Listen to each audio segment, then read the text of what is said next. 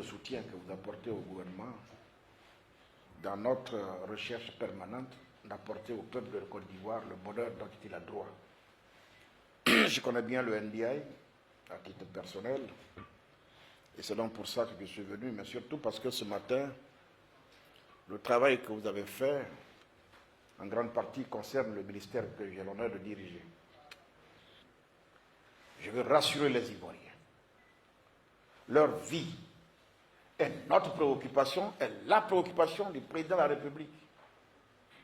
C'est l'excellent M. Alassane Ouattara. Moi, je dis aux Ivoiriens, ça fait seulement 18 mois que je le pratique. 18 mois que je le côtoie. 18 mois que je suis à son service. Et c'est ce que je vois. Ce Ouattara que je pratique depuis 18 mois, c'est de lui que je parle. Vous voyez la progression, la courbe en matière de réconciliation. Sauf qu'il faut que les Ivoiriens comprennent très bien qu'avec le président Ouattara, il n'y a pas de hasard. Tout est méthodiquement préparé parce que, in fine, l'objectif, c'est qu'en bouclant le processus, on s'assure que plus jamais on ne va retomber dans le travers qu'on a connu hier. Donc les choses ne se font pas au hasard. On a fait les élections de 2020 en 2 ans. On va à un certain rythme. Donnez-moi le nom d'un pays qui allait aussi vite en matière de réconciliation après que les gars se soient entretués. Et ce qu'on a vu hier, ça a été minutieusement préparé. Mais il ne s'agit pas de dire, ah, on lève. Non, il faut leur emboîter le pas. Il faut leur emboîter le pas. Et donc croire au processus de la réconciliation. Et s'y impliquer, y adhérer, s'y impliquer, et que chacun se dise que, c'est vrai, le président de la République est lui en premier l'architecte du processus de la réconciliation. Mais chaque Ivoirien doit être acteur. Et s'est-il concerné? Ai-je fait ma part? Ai-je fait ma part? Parce qu'il y a 2 volets, la réconciliation, mais surtout la cohésion. La cohésion. Nous aurons d'autres occasions où le ministère de la Réconciliation va entretenir donc les Ivoiriens sur les avancées et sur les raisons d'y croire. Mais ce matin, je suis venu pour vous dire les félicitations du gouvernement et dire que mon ministère attend beaucoup de ces travaux, de sorte que nous commettons déjà à nos collaborateurs qui restent sur place. Non seulement ils participent au débat, mais nous attendons les fruits, parce qu'on va s'en inspirer pour la suite. Il y a des choses intéressantes qui sont là, dont on doit tenir compte, qu'on doit intégrer évidemment pour les orientations futures. Et donc c'est en cela que je voulais vraiment vous remercier et dire que c'est un partenariat, ça ne date pas d'aujourd'hui. Merci de continuer. La Côte d'Ivoire, c'est un choix de nos dévanciers.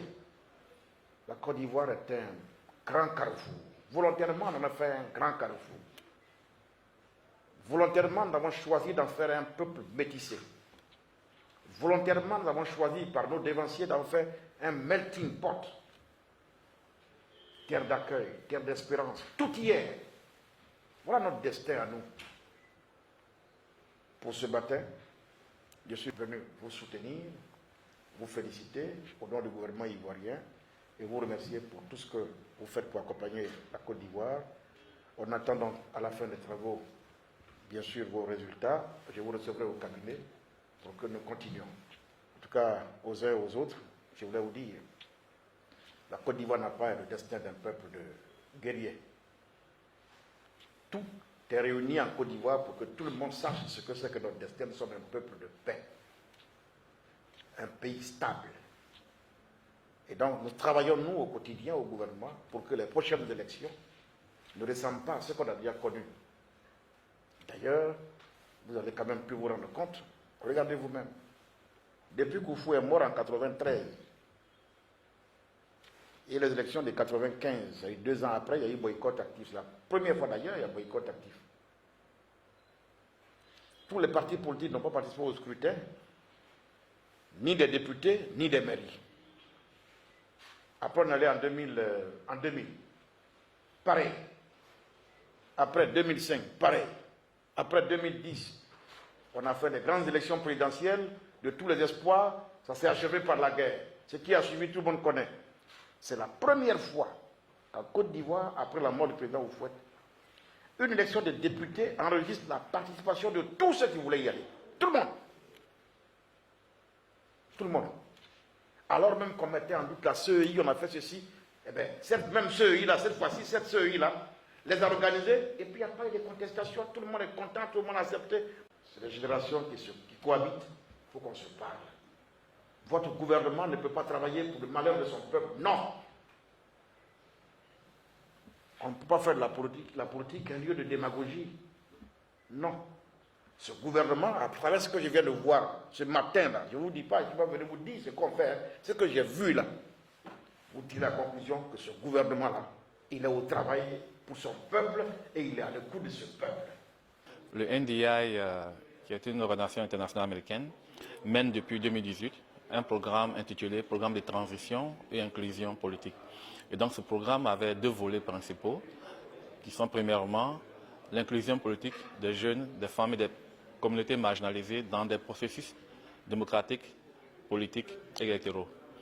Et le second volet concernait la stabilisation, la cohésion nationale, la lutte contre l'insécurité en Côte d'Ivoire.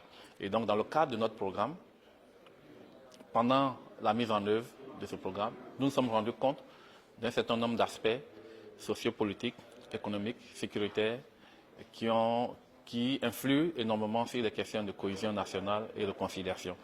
Et ce sondage nous a permis de nous conforter dans notre travail et voir qu'il y a eu une nette amélioration de la perception des citoyens sur ce que leur apporte l'État, mais surtout sur les efforts qui sont faits pour que la Côte d'Ivoire passe à l'autre étape de stabilité, mais surtout que la Côte d'Ivoire continue de rayonner dans le Conseil des Nations, dans son rôle qu'elle a toujours joué.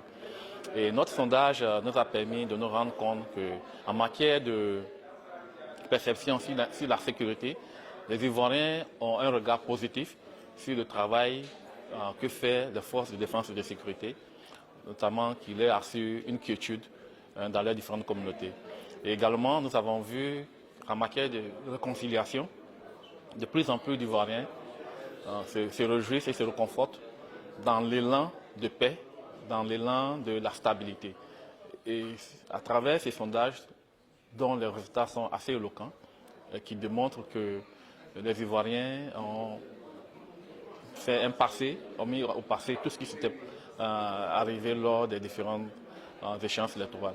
Et nous nous réjouissons de pouvoir être aux côtés des Ivoiriens, des familles des jeunes, pour les accompagner à aller vers cette stabilité et cette sérénité pour que la Côte d'Ivoire puisse davantage avancer sur son développement économique.